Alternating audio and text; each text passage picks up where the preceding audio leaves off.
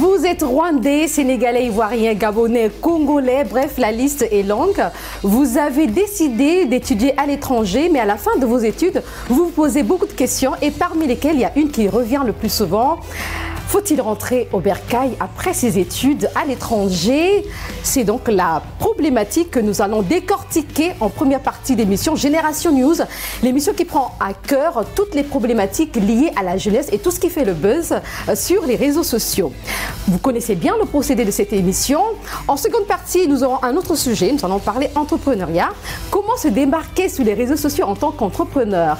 Vous savez, en Afrique, nous avons des jeunes talentueux, mais qui ne savent pas comment être singuliers. Nous allons en parler dans cette émission. Nous avons déjà nos invités sur ce plateau. C'est un réel plaisir de vous avoir sur ce plateau.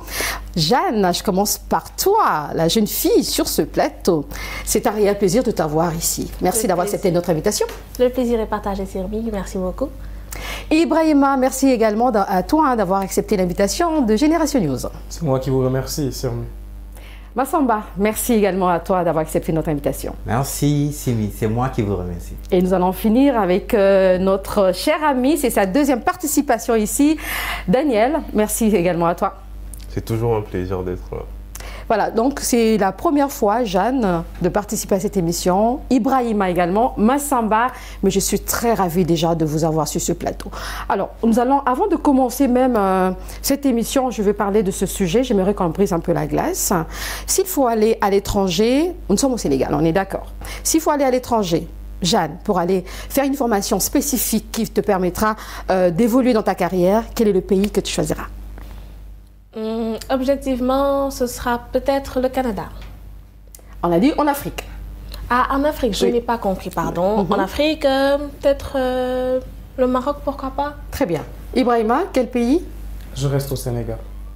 Ah bon, même s'il faut faire ta carrière, une formation spécifique, tu crois que tu peux tout trouver ici? Oui. Très bien. Massamba? Effectivement, je pense que ça dépend de toute évidence de la formation que j'opte à faire. Oui. Oui. Quel est le pays que tu choisiras? Juste un mot. Bon, ça dépend de la formation, mais je dirais quand même le Sénégal. Le Sénégal. Effectivement. Vous restez au Sénégal, d'accord. Donc, quand je dis vous, je parle d'Ibrahima et toi. Oui, Daniel, toi, tu es gabonais, tu es au Sénégal, donc tu me diras? Le Sénégal aussi. Je suis ici. Ah, c'est le Sénégal qui gagne sur ce plateau-là. Alors, je commence avec toi, Massamba. Justement, on parle de rentrer au bercail. On comprend tout de suite, c'est quelqu'un qui est allé à l'étranger, qui a fait ses études et qui voudrait rentrer. Que penses-tu justement déjà de cette décision de vouloir rentrer chez soi? Effectivement, je pense que je suis un tout petit peu dans l'obligation de préciser que c'est une question très relative. C'est une question de choix. Ce faisant, par crainte de prendre une position hâtive, dénuée de toute objectivité, je suis dans l'obligation de nuancer ma réponse. Je dirais, il faut revenir au bercail si les conditions sont réunies. Et cela dépend aussi du système de valeurs de la personne en question, ses aspirations personnelles. Autrement, je dirais aussi que c'est compréhensible de rester parce que si les aspirations de la personne sont systématiquement matérielles, c'est une question économique, et il a un salaire plus gros à l'étranger, c'est compréhensible qu'il choisit de rester là-bas. D'accord. Daniel, est-ce que tu partages son avis ou bien tu as ton opinion? Pèse le pour et le contre avant de rentrer dans ton pays. Généralement, les jeunes étudiants d'étrangers qui sont au Sénégal, ils rentrent parce que leur famille leur manque. C'est tout à fait compréhensible, mais je pense qu'il faudra peser le pour et le contre. Parce que quand tu rentres, c'est pour apporter quelque chose, c'est pas juste pour voir la famille.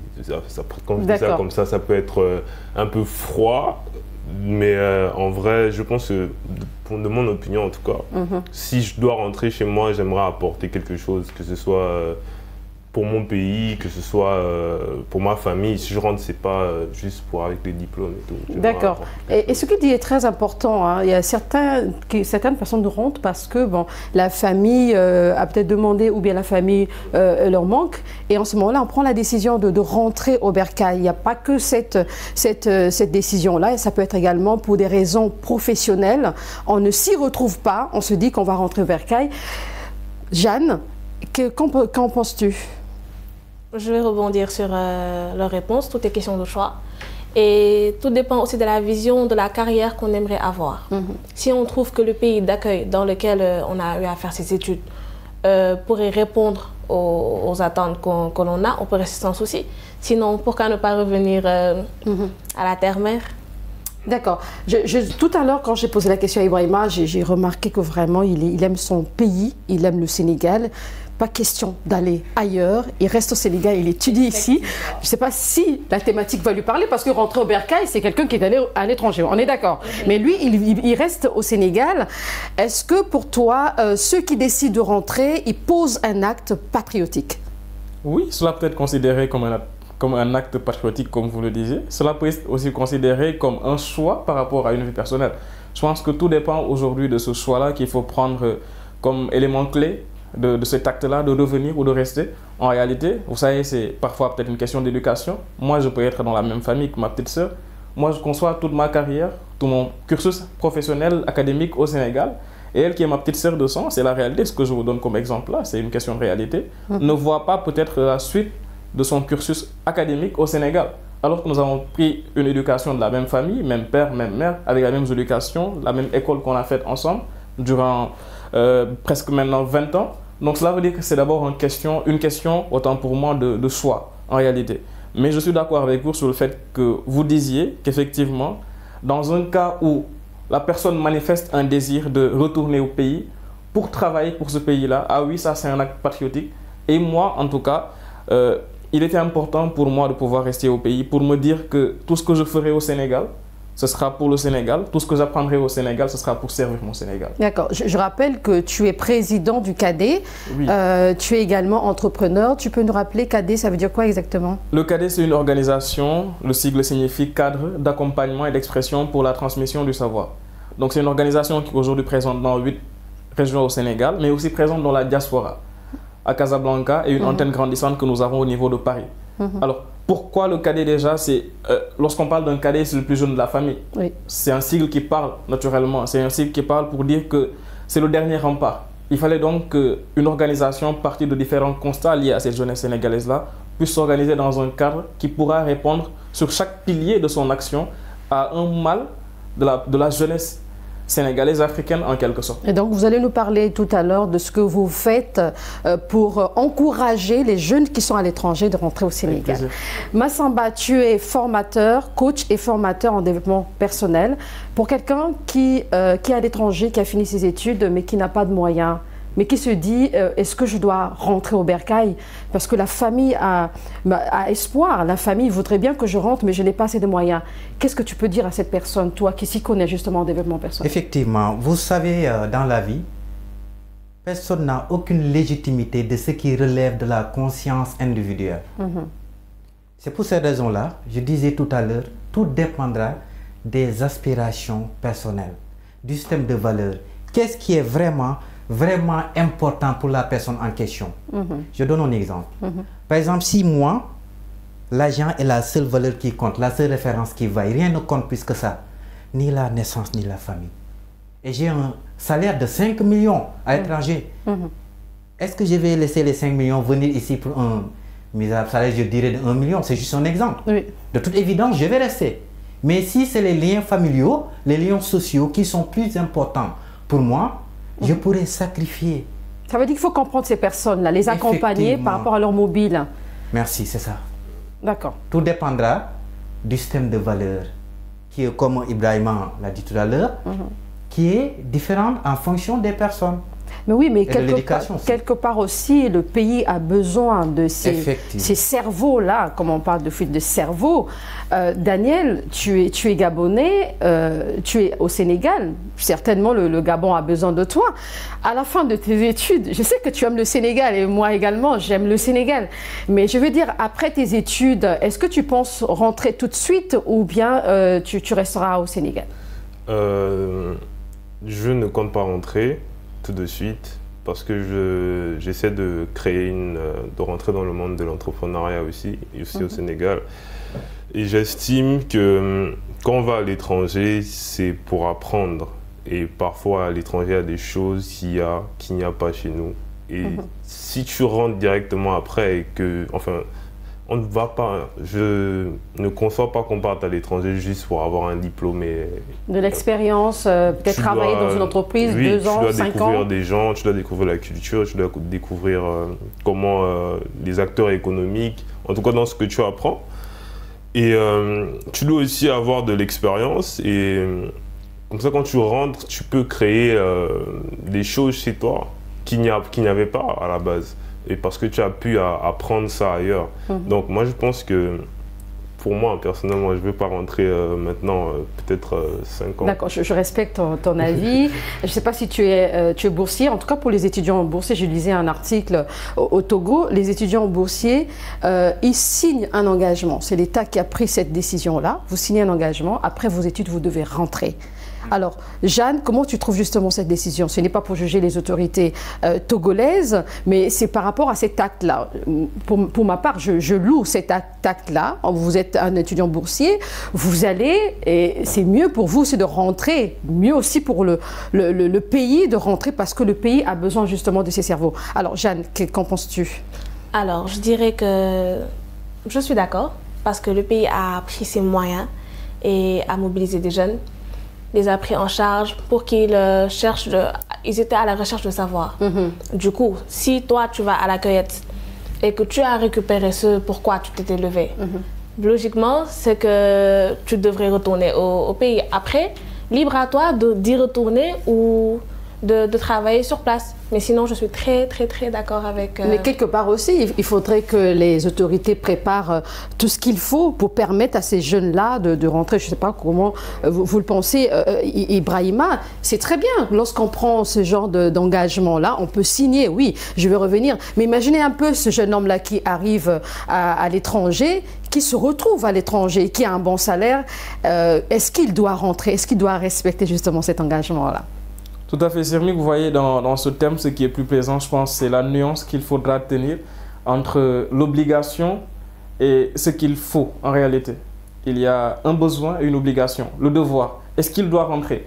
Moi, je pense que c'est une politique excellente à louer, qui est celle de pouvoir faire revenir, entre guillemets, de force, parce que lorsqu'on signe un contrat, on est lié à ce contrat-là. C'est un contrat moral d'engagement pour revenir en réalité. Mais effectivement, est-ce que toutes les conditions sont réunies pour qu'aujourd'hui, l'épanouissement professionnel, intellectuel de ce jeune-là, qui a pu quand même lui-même avoir ce diplôme-là à l'étranger, puisse être réuni dans son pays d'origine? C'est une question de choix. Est-ce qu'aujourd'hui, ce retour-là lui permet d'avoir son plan de carrière souhaité, dessiné, tracé au pays? C'est tout un choix aujourd'hui. Est-ce que retourner le pénalise? Là, peut-être, c'est une politique qu'il faut revoir. Est-ce que maintenant, dans un autre sens, on peut le voir d'une manière beaucoup plus holistique, de manière beaucoup plus globale, dire que le retour de tous ces étudiants-là nous permettra de bâtir un pays sur la base de la crème intellectuelle qui a fait un peu partout parmi les pays de l'Afrique. Vous voyez, un jeune qui a fait le Sénégal, l'autre qui a fait le Rwanda, l'autre qui a fait le Maghreb. S'ils se retrouvent peut-être dans différents cadres, s'ils se retrouvent dans un pays, je pense que c'est une bonne graine pour bâtir. Mais aussi, c'est beaucoup qui sont à l'étranger, même pas, je ne parlerai même pas de cet engagement que l'État peut faire signer à ces jeunes étudiants, mais je parle de façon générale. Les gens qui arrivent à l'étranger, ils finissent leurs études, mais ils se disent pourquoi rentrer? Je préfère encore rester à l'étranger, je suis bien, j'ai un bon salaire, même si ma mère est au pays, je préfère encore envoyer des sous parce que quand je rentre, je ne sais même pas si je veux trouver du travail. Justement, comment tu vois un peu cet avis de cette personne qui se dit « Malgré tout, je ne rentrerai pas parce que je me sens bien à l'étranger ». Effectivement, parce qu'en fait, les actions de l'homme, les choix, non-choix, en tant qu'être humain, sont guidés soit par la folie, soit par l'intérêt. Et là, je vais préciser, quand je parle d'intérêt, je ne parle pas tout simplement d'intérêt financier, mais il y a un nombre incalculable d'intérêts possibles. Maintenant, il faut, quand vous parlez de politique, j'ai précisé même, il y a des pays qui ont arrêté ces bourses d'excellence. Parce qu'on voit que c'est la crème intellectuelle du pays qui véritablement reste à l'étranger. Mais est-ce que c'est une bonne façon d'arrêter justement cette crème-là? Effectivement. Il faut plutôt voir d'autres aspects et permettre à ces jeunes-là de rentrer. C'est toujours bien aussi d'aller à l'étranger, apprendre et rentrer. C'est là où j'allais rebondir en fait. Prenons l'exemple du Rwanda. Paul Kagame, quand il a véritablement donner un nouveau souffle à son pays. Il y a beaucoup qui étaient à l'extérieur, mais sont venus investir dans le pays parce que les conditions étaient revenues. Mais si la qualité de vie du pays en question est complètement biaisée, on voit du tout et du n'importe quoi, instabilité politique et tout, du vol par-ci par-là. Ça n'encourage pas les jeunes. Ça n'encourage pas, et l'éducation aussi pour les enfants ne sera pas au rendez-vous. Là, c'est compréhensible que la personne en question prend la décision, le choix de rester là-bas, parce que ses intérêts sont là-bas.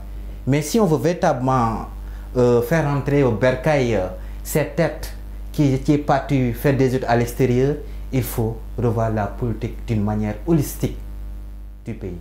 Mais je suis d'accord avec ce qu'il est en train de dire, je suis d'accord avec Massamba.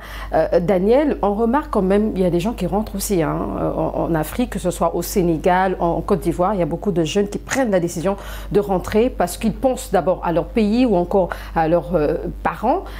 Daniel, pour des gens qui rentrent, est-ce qu'aujourd'hui, quel est le message, le conseil que tu peux donner à un jeune qui a fait droit en France, et quand il rentre, il se dit que je ne peux pas investir ou bien travailler en mettant en exergue le droit. Est-ce qu'aujourd'hui, ce jeune homme-là peut envisager autre chose? Déjà, moi je pense qu'il faut d'abord savoir pourquoi on rentre. Et ce qu'on rentre forcément, c'est pour faire ce qu'on a appris à l'école. C'est-à-dire le diplôme pour lequel je pense que en Afrique, on a besoin d'entrepreneurs. Et on a besoin des entrepreneurs. Tu n'as pas besoin d'avoir un diplôme pour faire de l'entrepreneuriat. Quelqu'un qui a fait droit en France ne va pas trouver forcément les mêmes conditions pour exercer le diplôme qu'il a fait. Et il y a beaucoup de besoins en Afrique. Il y en a beaucoup. Et là, on parle de quelqu'un qui est en France. La reconversion, hein. Moi je peux même prendre l'exemple de Fatima Diawara, qui est une Guinéenne. Elle a fait ses études, elle a commencé en Guinée, ensuite elle est partie en Espagne. Elle a un diplôme en droit. Mais quand elle est rentrée, elle s'est dit qu'elle ne pouvait pas encore continuer en droit.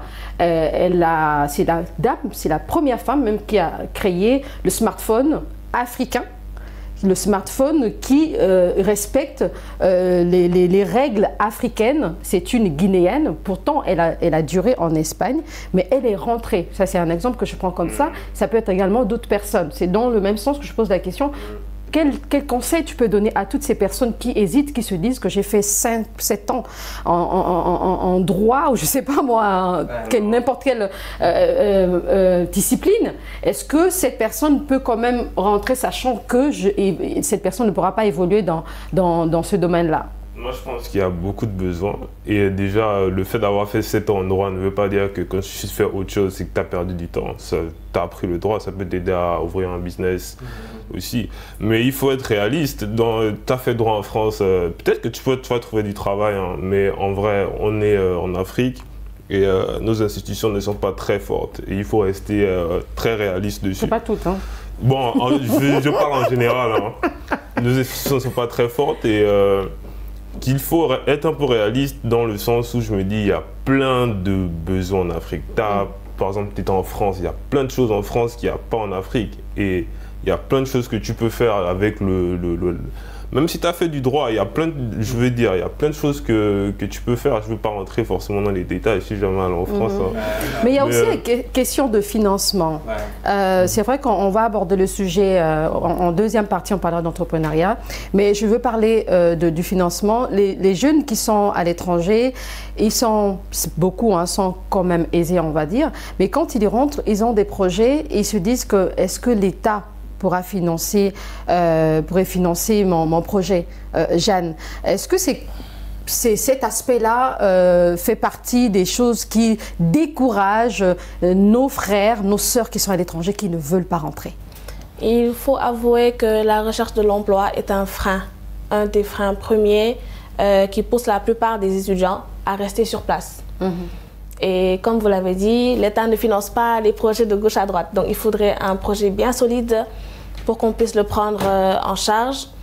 Mais comme Comme je dis, il n'est pas évident pour un étudiant de revenir et avec la conviction que son projet qu'il a eu à l'étranger pourrait être financé ici sur place. Ibrahima, dans votre organisation CADE, quels sont les conseils que vous donnez aux jeunes qui sont au Maroc, des Sénégalais qui sont au Maroc, je vais citer comme ça, hein, peut-être en Afrique du Sud, qui veulent bien rentrer mais qui hésitent? En fait, oui, je pense que vous êtes même entré dans le vif de ce sujet-là par rapport au CADE. Lorsqu'on parle de l'antenne que nous avons au Maroc, nous y prévoyons un déplacement pour le mois de décembre. Alors, je vous dis, le coordinateur de l'antenne à Casablanca, on était au téléphone il y a 2 jours de cela, il me disait, si vous venez au Maroc au mois de décembre, lorsqu'on devra tenir des conférences, président, s'il vous plaît, faites en sorte que nous ayons les organes de financement au Sénégal, parce que cela va attirer tous les jeunes, même s'ils ne sont pas à Casa, ils vont faire le voyage pour venir à Casa et assister à cette conférence-là qui va regrouper les organes. Lorsqu'on parle du Sénégal, c'est l'ADER, c'est le FONGIP, c'est un fonds de garantie. L'ADER, c'est la délégation d'entrepreneuriat rapide. Donc cela veut dire qu'ils ont envie de revenir. Mais effectivement, il y a ce problème-là lié à l'incertitude déjà du soutien à leurs différents projets d'assises, d'insertion à leurs projets entrepreneuriaux.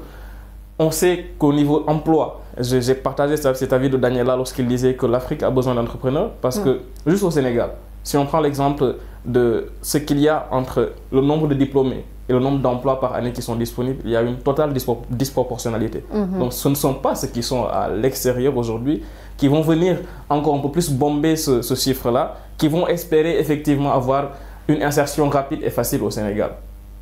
Très bien. Je sais que vous êtes très patriotique, je ne suis pas contre, mais je veux dire aussi, rentrer au bercail, ça ne veut pas seulement dire rentrer au Sénégal pour un Sénégalais aussi, je veux dire pour un Africain. Quand il est à l'étranger, rentrer au bercail, c'est aussi venir rentrer en Afrique. Donc, un Africain qui est, je veux dire, je prends l'exemple de mon cher ami gabonais, qui se dit qu'il va rester au Sénégal, quelque part, c'est l'Afrique qui gagne, Ibrahima. Je suis patriotique, mais je suis un partisan, passionné même de la construction des liens entre les pays africains. Je suis un partisan de la synergie en réalité. Très bien. Et pour moi, la synergie, elle est d'abord africaine. Donc, si un Gabonais, je lui disais tantôt avant même l'émission que je sais reconnaître maintenant nos frères gabonais, maliens, ivoiriens, même sans qu'ils nous disent leur nationalité, parce que juste en leur parlant, je les ai côtoyés, on a une formation, c'est le moment de pouvoir remercier ma camarade de promotion avec qui nous avons partagé 3 années dans une école, dans une université de la place ici à Dakar.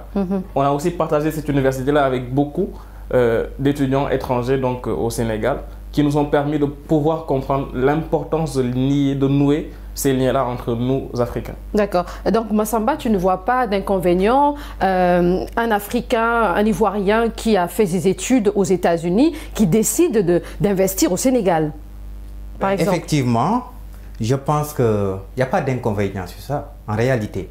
Mais ce qui m'a vraiment touché, ce que j'aimerais véritablement partager, c'est-à-dire, Simi, en Afrique là, ce qu'on fait, les politiques, c'est de l'amateurisme. On ne peut pas agir à un niveau primaire, réfléchir à un niveau embryonnaire et s'attendre à des retombées légendaires. D'accord. La vie, c'est du sérieux. Le développement, c'est du sérieux. Mais quand même, si toutes ces conditions ne sont pas réunies, dans ce monde aujourd'hui gouverné par le cynique capitalisme, mais de toute évidence, ça sera très difficile par rapport à la question que vous avez posée. Un Ivoirien, Gabonais, tout ce que vous voulez, venir au Sénégal. Non, mais vous ne trouvez pas d'inconvénient. Un Ivoirien qui décide, il peut se dire que moi, je ferai ma vie au Sénégal. Par exemple, je suis rwandaise, je me vois me marier, par exemple, en Afrique du Sud, avec un Ivoirien qui est en Afrique du Sud. Tu ne vois pas d'inconvénient. C'est ce qui fait le charme de la vie, déjà. Oui. Parce qu'on est des humains, partagés, il n'y a pas de frontières. Tout ça qu'on parle de Gabon, tout ça, c'est les Blancs qui ont créé ça. Mais il n'y a pas de frontières en fait. Donc je pense que ça, véritablement, c'est une bonne idéologie. De pouvoir partir en Côte d'Ivoire, dans d'autres pays, marier et faire là-bas votre vie. Je pense que ça, c'est une très bonne idée quand même. Mais donc, au tout début, Daniel, pour les parents qui se mobilisent, qui n'ont pas peut-être assez de moyens, qui se disent que mon fils ou bien ma fille doit aller à l'étranger. Et ce dernier arrive à l'étranger, mais n'arrive pas aussi à étudier. Il fait autre chose. Quel est le conseil que tu peux donner à ce dernier ? Bon, après, si ce qu'il décide de faire est positif, dans le sens où peut-être que ça va marcher dans le long terme, moi je lui conseillerais de continuer, de croire en lui. Parce que, en vrai, nos parents, ils ont une certaine vision de la vie. Je ne dis pas que c'est mauvais, je dis juste qu'en fonction de ce qu'ils ont vécu, eux, à leur époque, les choses ont changé. Et peut-être quand on va faire un type d'études, bon, moi je lui conseillerais de continuer de faire ce que les parents lui ont dit de faire, Oui. mais de faire ce qu'il aime aussi à côté, en fait. Ce qu'il fait à côté, tu peux parler de, tu veux parler de l'entrepreneuriat, par exemple. Oui, entrepreneuriat, que ce soit un artiste, que ce soit un peintre, peu Très importe bien. ce qu'il aime, sa Comme tu passion. parles de l'entrepreneuriat, il faut savoir se démarquer. On est d'accord. Ça sera le